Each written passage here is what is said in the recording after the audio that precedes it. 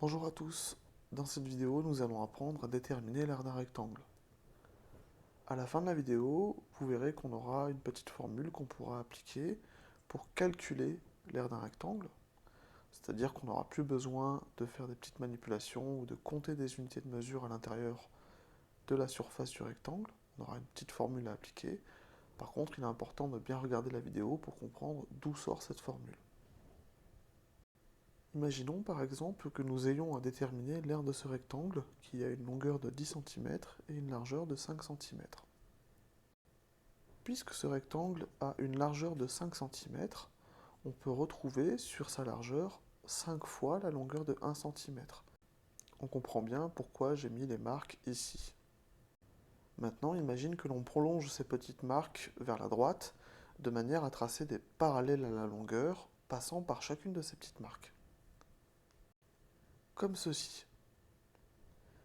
Tu vois qu'on a partagé ici la surface du rectangle, de l'intérieur du rectangle, en 5 parties. Faisons de même avec la longueur. Donc ici, puisqu'on a une longueur de 10 cm, on comprend bien pourquoi on a ces marques ici. De la même manière, imagine que l'on prolonge ces petites marques vers le haut, de manière à tracer des parallèles à la largeur, passant par chacune de ces marques. Comme ceci. Tu vois que là, on a quadrillé notre rectangle et qu'on a partagé notre rectangle non plus seulement en 5 parts, mais en 5 fois 10 parts, c'est-à-dire en 50 parts égales. Tu es d'accord que chacune de ces parts est un carré. C'est un carré de 1 cm de côté, et ce carré va nous servir d'unité de mesure. Comme ceci. Tu vois ici que l'on choisit de prendre comme unité de mesure ce petit carré rouge qui a comme R 1 cm². C'est comme ça qu'on appelle l'aire d'un carré de côté 1 cm. Comme unité de mesure, on appelle ça 1 cm². Alors tu vois que cette unité de mesure là, qui est 1 cm², ce petit carré rouge, eh bien on l'a reporté 50 fois à l'intérieur de la surface de ce rectangle. Ce qui signifie que ce rectangle a une aire de 50 cm². Alors tu vois qu'en conclusion, ce qu'on peut dire, c'est que pour calculer l'aire d'un rectangle, ce qu'on peut faire, c'est multiplier les longueurs et largeurs de ce rectangle entre elles. Donc ici, par exemple, ça consiste à faire 5 fois 10. Donc ça va nous donner 50. Et puis pour l'unité de mesure, tu vois ici que puisque nos côtés ils sont en centimètres, eh bien on va avoir comme unité de mesure d'air, ce coup-ci, des centimètres carrés. Donc tu vois que c'est un procédé qui est plus facile. On n'aura pas à chaque fois ce redécoupage à faire, ce petit quadrillage. On pourra directement appliquer cette petite formule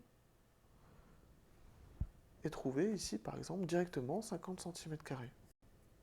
Alors comment on va pouvoir se débrouiller si les dimensions du rectangle, sa longueur et sa largeur, ne sont pas mesurées en centimètres mais en millimètres? Eh bien c'est la même logique qu'il y a derrière. On peut partager la largeur de notre rectangle en 50 petites parts ici, avec les 50 petites marques que j'ai faites, puisque cette largeur mesure 50 mm. Et puis, comme on l'a fait tout à l'heure, se servir de ces petites marques pour partager toute la surface du rectangle en 50 parts, comme ceci. Bien entendu, on va également partager la longueur du rectangle qui mesure ici 100 mm en 100 parts, comme ceci. Et bien entendu, au final, on aura partagé la surface de notre rectangle en 50 fois 100 parts, comme ceci. Alors tu vois ici qu'on a quadrillé la surface à l'intérieur de notre rectangle, donc comme on l'a dit en 5000 parts, et ces petites parts, ce sont ces tout petits carreaux ici, qui ne mesurent bien sûr pas 1 cm² d'air, hein, c'est pas la même unité de mesure, c'est beaucoup plus petit. Ici, l'unité de mesure d'air, ce sera plutôt la surface d'un petit carré qui a comme côté 1 mm. Donc tu vois que ça sera vraiment une unité de mesure qui sera beaucoup plus petite. Il s'agit de cette unité de mesure-là, ce tout petit carré. C'est ce qu'on appelle 1 mm².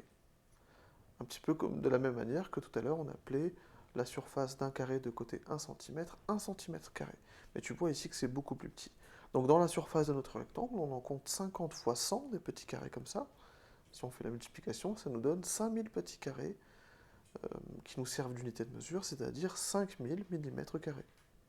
Alors bien entendu, les rectangles ici, ils sont identiques, hein, puisque le premier exemple que j'avais pris, c'était un rectangle de dimension 5 cm et puis 10 cm. Et puis après, hein, j'ai pris un rectangle de dimension 50 mm et puis 100 mm. Mais tu sais très bien que 50 mm, c'est la même chose que 5 cm. Et tu sais très bien aussi que 100 mm, c'est la même chose que 10 cm. Donc en fait, ces deux rectangles, ils sont identiques, hein, et on a simplement mesuré leur aire de deux manières différentes, soit en utilisant comme unité de mesure des centimètres carrés, on avait trouvé 50 cm carrés, souviens-toi, soit en utilisant comme unité de mesure le millimètre carré, et ici on a trouvé 5000. Alors ça va nous permettre de voir le lien qu'il y a entre les centimètres carrés et les millimètres carrés. En fait, c'est logique qu'on trouve ces deux aires, 50 cm² et 5000 mm², parce que, en fait, 1 cm², c'est égal à 100 mm². Alors d'où ça sort, ça? Eh bien, en fait, ça sort simplement du fait que, quand on considère un carré ici qui a comme côté 1 cm, on l'a vu, hein, la surface qui est à l'intérieur de ce carré, c'est 1 cm², eh bien, tu vois que ces côtés, qui mesurent donc 1 cm, eh bien, je peux dire que c'est 10 mm. Et si j'utilise la même méthode que précédemment, tu vois, en quadrillant ce petit carré de 1 cm de côté, eh bien on va retrouver à l'intérieur 100 petits carrés de 1 mm de côté. Donc c'est pour ça que 1 cm² c'est égal à 100 mm². Et tu vois ici que la conversion d'unité d'aire, elle est différente que pour les longueurs, elle est différente que dans le cas des longueurs plutôt, parce que ici tu vois qu'on ne passe pas des centimètres au millimètre en multipliant par 10, mais plutôt en multipliant par 100. Et ça, c'est dû, tu vois, au fait qu'on a quadrillé ce carré, qu'on a trouvé 100 mm² à l'intérieur. Alors maintenant, comment on se débrouille quand on a un rectangle qui a comme dimension 3,4 cm et puis 6,2 cm, comme ici? Eh bien, on peut employer la même logique, c'est-à-dire qu'on peut partager les côtés comme on l'a fait en mettant des petites marques, et puisque la largeur du rectangle mesure 3,4 cm, ce qui est égal à 34 mm, ça tu le sais, eh bien ça veut dire qu'on peut mettre toutes ces petites marques-là, et qu'on va compter en quelque sorte 34 fois 1 mm sur la largeur de ce rectangle. Pareil pour la longueur, on va compter 62 mm. Si on fait ça, on va pouvoir s'en servir pour quadriller notre rectangle comme ceci. Alors combien on va trouver de fois 1 mm² à l'intérieur, c'est-à-dire combien de fois on va retrouver notre unité de mesure qui est le millimètre² à l'intérieur? Eh bien je crois que tu as compris, on va faire ainsi. Pour trouver le nombre de millimètres carrés qu'on va trouver à l'intérieur, on va simplement faire la multiplication 34 fois 62. Et ça nous donne, cette multiplication, si on la fait, 2108. Ça veut dire que la surface à l'intérieur de notre rectangle a la comme R 2108 mm², hein, puisque c'est ça qu'on a reporté, c'est des millimètres carrés. Alors, tu vas voir qu'on va pouvoir faire plus simple que ça par la suite. Mais en tout cas, ça c'est vrai. Notre rectangle, il a comme aire 2108 mm². Si on veut avoir l'aire en centimètres carrés, il y a deux manières de voir les choses. Une manière un peu compliquée, enfin, en tout cas un petit peu plus difficile à utiliser, mais qui nous permet de comprendre d'où ça sort. Et puis après, tu verras une manière un petit peu plus simple. Pour avoir l'aire en centimètres carrés, ici, on l'a vu tout à l'heure, hein, qu'il faut 100 mm² pour refabriquer 1 cm². Alors on l'a vu tout à l'heure, hein, un carré de 1 cm de côté, à l'intérieur il y a 100 petits carrés de 1 mm de côté. Donc mon aire qui était tout à l'heure de 2108 mm², eh bien, si je divise par 100 ces 2108 mm², ça va me donner le nombre de fois où je peux les regrouper par 100 ces mm² ensemble. Et donc ça va me donner le nombre de fois où je vais pouvoir trouver 1 cm². Donc si je divise 2108 en 100, eh bien je vais obtenir 21,08. C'est bien que l'aire de mon rectangle, du coup, est égale à 21,08 cm². Alors ça, c'est un petit peu pour l'explication, tu vas voir qu'on peut faire plus simple. Si je veux avoir l'air en centimètres carrés, eh bien, je peux laisser les dimensions de mon rectangle en centimètres et simplement multiplier les deux longueurs. Si je fais 3,4 fois 6,2, j'obtiens bien 21,08. Tu vois, c'est quand même un petit peu plus pratique. Mais c'est important de comprendre d'où ça sort quand même.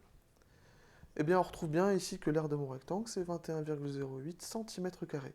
Tu vois, en fait, si on essaie de comprendre un petit peu comment il faut procéder, on a simplement à multiplier ici les deux dimensions du rectangle. Il faut simplement bien faire attention à l'unité de mesure ici qui est en jeu. Tu vois ici que les longueurs, elles sont exprimées, les longueurs des côtés du rectangle, elles sont exprimées en centimètres. Donc l'aire, elle sera exprimée en centimètres carrés. Alors en conclusion, dans cette vidéo, tu vois que maintenant, tu sais calculer l'aire d'un rectangle. Tu peux simplement utiliser cette formule qui dit que pour l'obtenir, cette aire, il suffit de multiplier la longueur et la largeur d'un rectangle. Alors, encore une fois, en faisant bien attention aux unités de mesure, il faut faire attention déjà que les deux côtés ici, ils aient des longueurs qui soient exprimées dans la même unité de mesure, qu'on n'ait pas des centimètres et des millimètres ou des décimètres d'un côté. Il faut bien que ça soit la même unité de mesure pour les deux choses, pour la longueur et la largeur. Et puis après, faire attention quand tu exprimes l'aire de ton rectangle, à déjà bien préciser l'unité de mesure et à préciser la bonne. Si tu as tes côtés qui sont exprimés, qui ont des longueurs exprimées en millimètres, l'aire sera en millimètres carrés. Si tu as des côtés dont la longueur est exprimée en centimètres, l'aire sera en centimètres carrés. Et tu verras, je crois que tu as compris que si on a un rectangle qui est très grand, qui a des côtés qui sont mesurés en mètres, eh bien l'aire sera exprimée plutôt en mètres carrés. Autre chose que tu as compris ici dans cette vidéo et qu'on reverra, c'est le fait que 1 cm², c'est la même chose que 100 mm². On retrouve 100 fois 1 mm² dans le carré qui est représenté par 1 cm². Ça, c'est quelque chose d'important, tu verras, quand on voudra changer d'unité de mesure d'air, il faudra bien penser à ça. Voilà, j'espère que les explications de cette vidéo ont été claires. Si ce n'est pas le cas, n'hésite pas à m'écrire un petit message sur Éclat, et puis je ferai de mon mieux pour essayer d'éclaircir tout ça. Allez, au revoir.